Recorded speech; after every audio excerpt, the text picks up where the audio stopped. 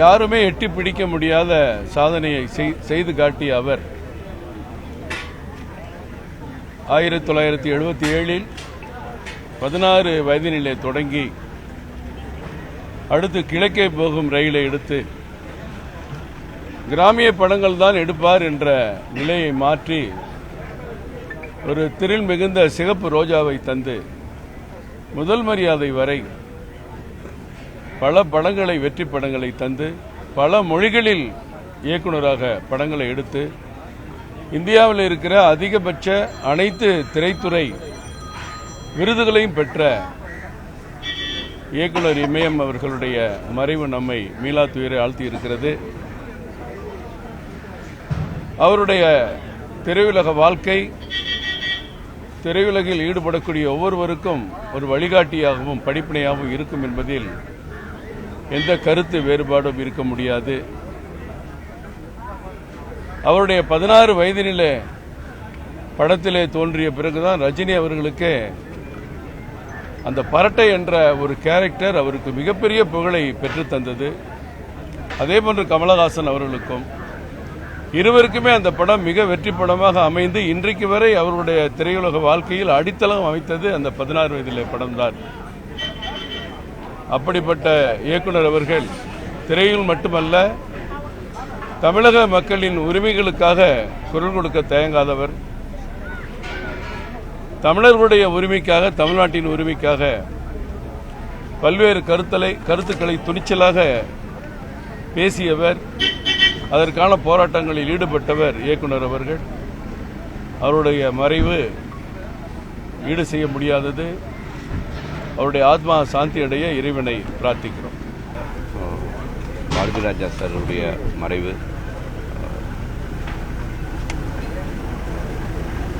நான் அப்பாவோட 5 திரைப்படங்கள் வேலை செஞ்சுருக்கேன்.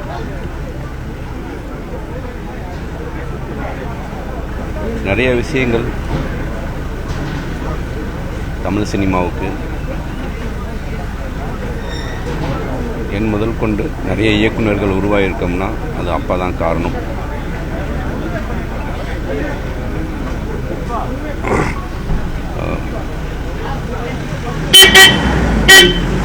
தமிழ் சினிமாவுடைய பொக்கிஷம், அதில் எந்தவித மாற்றமும் கிடையாது. அவரோடு ஒர்க் பண்ண ஒவ்வொரு நாட்களும் மறக்க முடியாத நாட்கள். மனோஜ் பிரதர் இறந்ததுக்கப்புறம் அவருடைய உடல்நிலை ரொம்ப மோசமாக போச்சு. நிச்சயமாக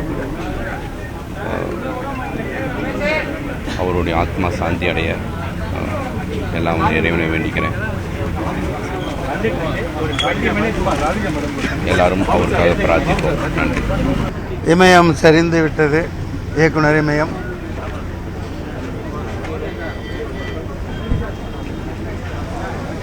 ஐயா பாரதி ராஜா அவர்கள் மூளை முடுக்கெல்லாம்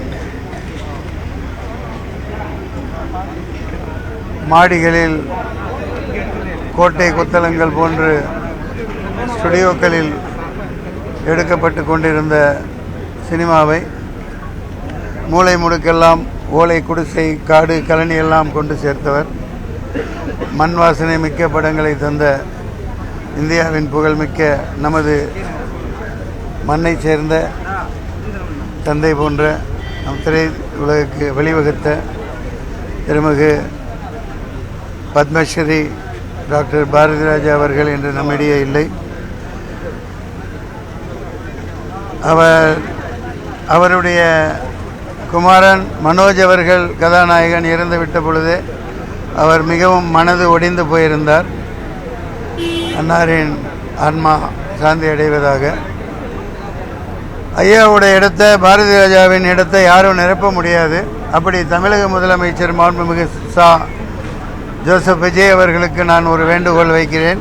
இதன் மூலம் பாரதி ராஜாவின் வழியில் எளிமையாக மண்வாசனை மிக்க படம் எடுக்கும் இளைஞர்களை ஊக்குவித்து புதிய இயக்குநர்கள் இந்த வழியில் எடுப்பவர்களுக்கு வருடத்திற்கு 10 படமோ 6 படமோ அரசு முழு உதவியும் செய்து இவர் வெளியில் தமிழ்நாட்டின், தமிழ் வளத்தின், நம் இனத்தின் மண் வாசனை போன்ற ஒரு அற்புதமான படைப்புகளை தயாரிக்க அன்னார் பாரதிராஜா அவர்களின் பெயரில் தமிழ்நாடு அரசு முழு உதவி, ஒரு கோடி என்றால் 1 கோடி, 2 என்றால் 2, அந்த மாதிரி ஒரு பண உதவி முழுமையாக செய்து புதியவர்களை இவர் விருதை அறிவித்து ஆரம்பிக்குமாறு நான் தாழ்மையுடன் கேட்டுக்கொள்கிறேன். தமிழக அரசு நன்றியுடன் வணக்கம்.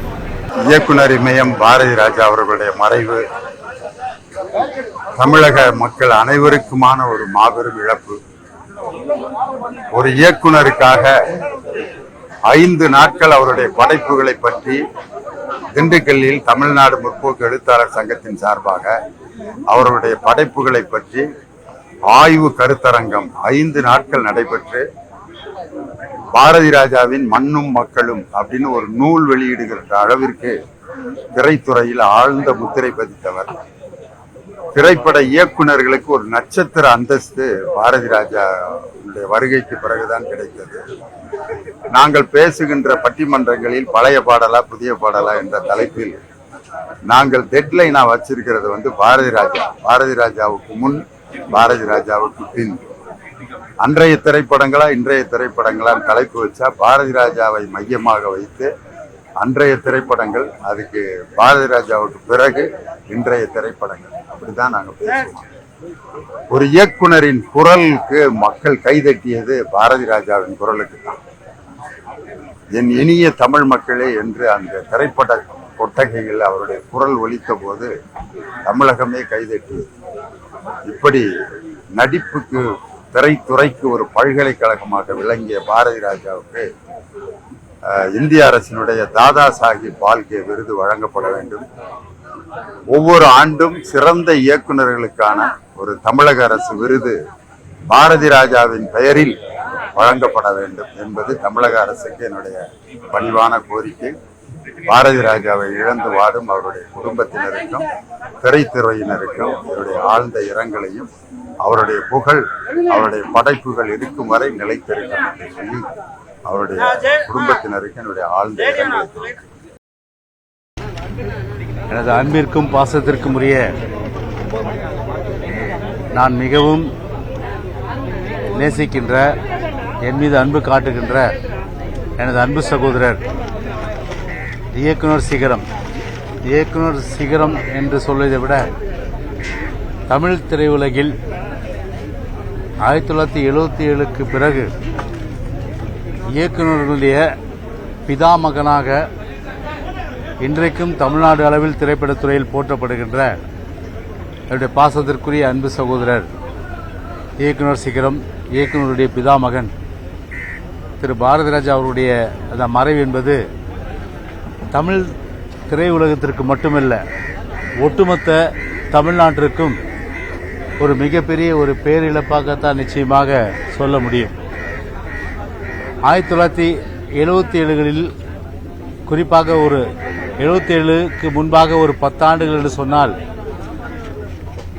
ஒரு தமிழ் திரைப்படத்தை பொறுத்தவரை அந்த காலகட்டத்திலே எடுக்கின்ற படங்கள் எல்லாம் 10 நாள், 5 நாள், 2 நாள் என்று ஓடும்.